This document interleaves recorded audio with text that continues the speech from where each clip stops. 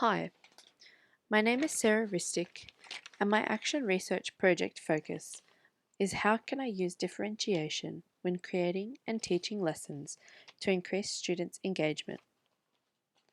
In response to focus group question 1, as my plan for this action research was based on my previous placement, I originally intended to research how behaviour management influences student engagement.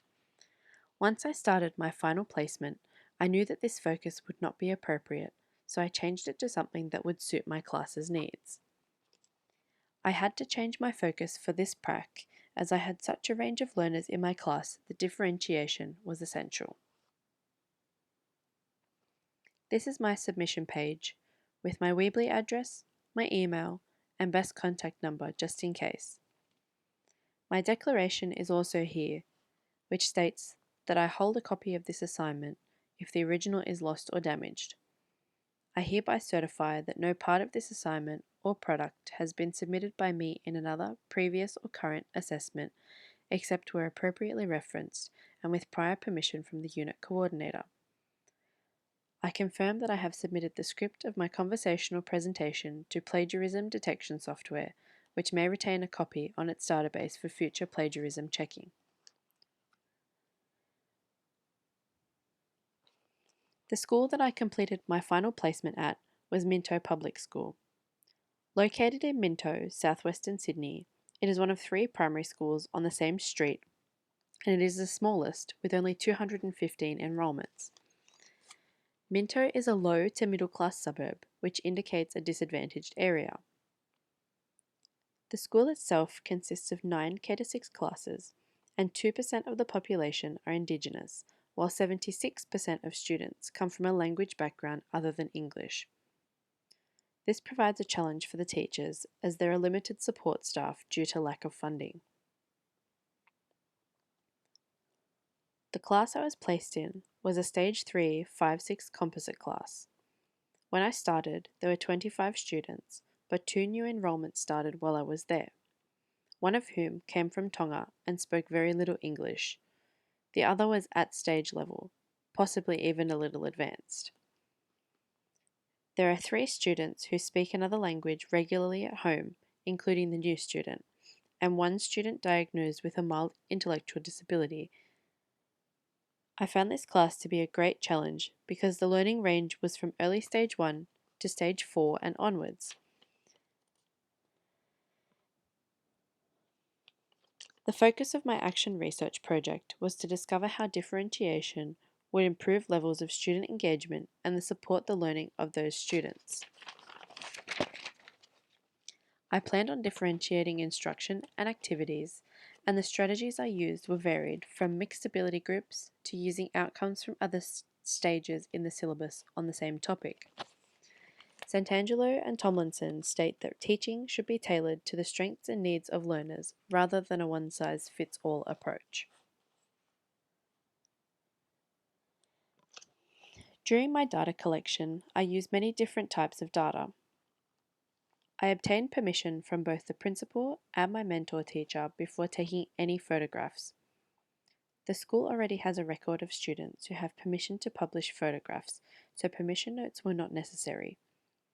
My mentor, however, requested that I only take pictures of work samples rather than the students, as it was not going on a school-related publication. I used the questions from my focus group, which were formulated in Week 7 tutorial and are referenced throughout. For my observations, I used my mentor's feedback and my own reflections on lessons, as I believed that was the best means of observation. I of course collected work samples and recorded conversations with students, and I talked about student self-reflection. The following data demonstrates that the differentiation strategies I implemented were successful in supporting student learning. The first of my observation samples is of my own reflection of a lesson. In this lesson, students were finding the area of house floor plans. At stage level students were given a plan that was mostly rectangles with some odd shapes. Advanced students were given a circular floor plan. Emergent learners were practicing making different areas of rectangles on grid paper. As can be seen in my reflection, students were on task for the whole lesson. The lesson was only meant to go for half of the session, but they were so engaged and motivated to find the solution that we continued for the whole session.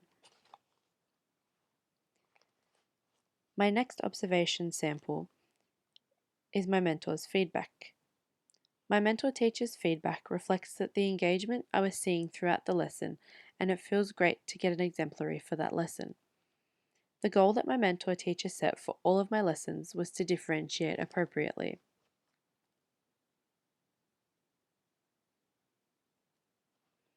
My third observation was my reflection on an English lesson on poetry writing using senses.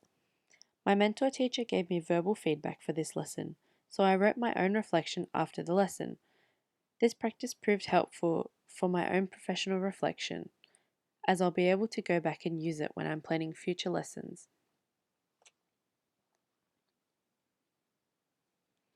The first student work sample I have is from the previously mentioned area lesson. The outstage learners tried different methods to find the area of the room in the bottom left, and the hallway proved challenging as well. The students really enjoyed this lesson, as it challenged them to think critically and outside the box. At the beginning of the lesson, I taught the advanced learners how to find the area of a circle, then gave them the circular house, and they spent the entire lesson discussing amongst themselves the best way to work it out. They ended up delegating rooms for each person to work on and putting it all together at the end. This met the outcomes MA3-10MG.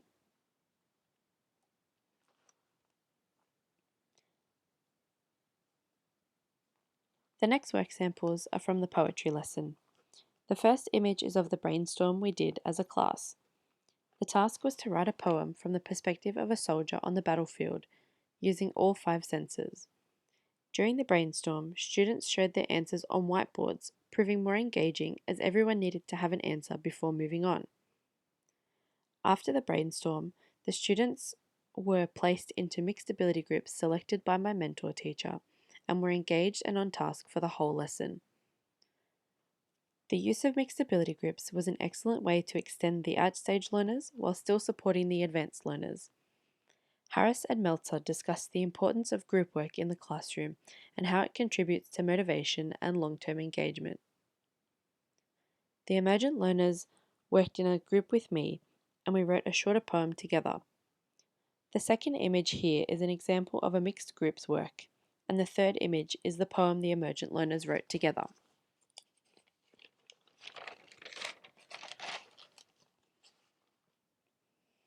My third work samples are from a poetry lesson on colour imagery. Students had practiced this in a previous lesson, but in this lesson they were given a paint sample and asked to write a poem about the colour, then publish it on the actual paint sample. This new medium was exciting and engaging for the students as it was something they hadn't done before, and they were eager to share their work with the class.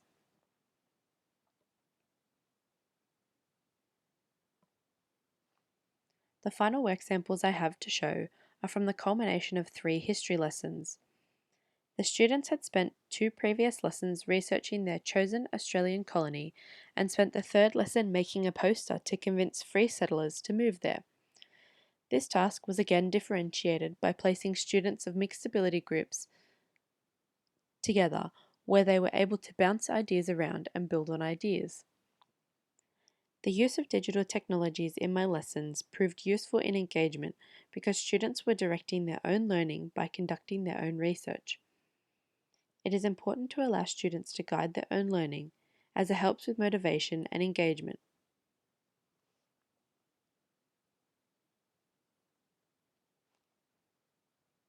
The first record of conversation is one I had early in the 4-week block with a student who was uncertain about her work. This student did not want to present as she felt as though she had not produced work that was of high enough quality. The next conversation I had with her was recorded in my final week, where she was confident with her work and eager to share with the class. This shows long-term engagement, the big E in the MEE framework, and a feeling that school is for me.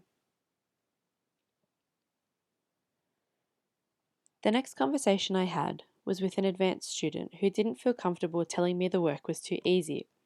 After this conversation, I found activities that would challenge the advanced group, and the next conversation shows that I hit the spot with the challenging lessons. This conversation was important for me to have, as I was able to learn which strategies worked, which ones needed improvement, and which ones needed to be scrapped altogether. The final conversation I had was with a student who was unsure about his writing and was doubting his abilities. I provided him with support to use dictionaries, thesauruses, and to research further using the interactive whiteboard. At the end of this lesson, he was so proud of his work and eager to share with the class. This kind of support promotes awareness of how to find this information in the future, leading to long-term engagement. In terms of student self-assessment, being a Stage 3 class, I felt more comfortable asking them verbally how students felt they were performing in lessons. I would regularly walk around the classroom and ask how they felt about the lesson and why. I could have used exit slips, but I found verbal gave me a good enough indication of how they were feeling. At the end of each lesson, we also had a sharing session where students shared their work with the class, and we had discussions on whether they wanted to improve anything now that they've had a chance to reflect upon their work. In conclusion, my expectation was met. The differentiation does indeed promote student engagement in the classroom. Even though the students were used to differentiated lessons because my mentor teacher was so experienced in it, they responded well to my strategies, and as I got better at planning lessons to suit everyone, I noticed their motivation and engagement increased.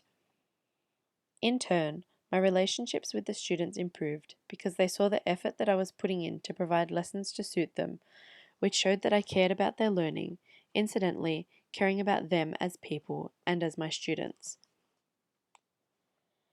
In line with my teaching philosophy, I believe that every student deserves to learn, and the MEE framework paired with differentiation provides teachers with that opportunity.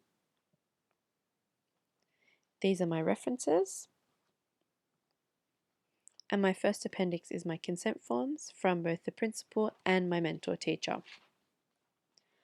My second appendix is my focus group questions, which I answered throughout, but I will go back over again. So question 1, did you change your question to suit your PP2 context? Yes, I did.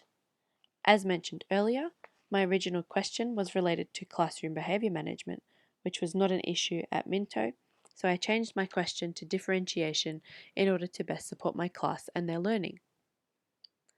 Question 2, what sort of strategies did I use?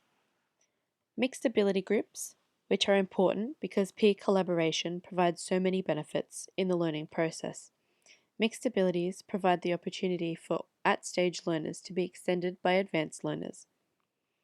I also decided to use the same topic from different stages to differentiate up and down. For example, in the maths lesson, I used Stage 4 area content for advanced learners and Stage 1 area content for emergent. Question 3. When did you recognize that this pedagogy works for you? I knew it would work from the day I walked in and was told the range of learners, but it took me a while to get the hang of planning appropriate lessons. Now I realize how important it is to make sure students are working at a level that challenges them. Question 4. What aspects of the lesson did you differentiate? I differentiated the instruction process. For example, I delivered the model and instruction at stage level, then gave extended instruction to advanced learners, and then provided additional instruction and support to emergent learners. I also differentiated the activity itself. In the example of the area lesson, they are still doing the same lesson, just at appropriate levels. And question 5, how will this increase student engagement? If students are working on a task that is at an appropriate level, it means they are more likely to engage with it rather than becoming distracted. Thank you.